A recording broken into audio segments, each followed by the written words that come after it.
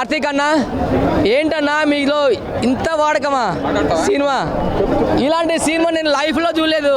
బా ఏమి ఫైట్స్, ఏమి యాక్టింగ్. తేజ అన్న మీ యాక్టింగ్కి నేను ఫిదా. మనోజ్ అన్న కూడా మీ యాక్టింగ్ కూడా ఫిదా.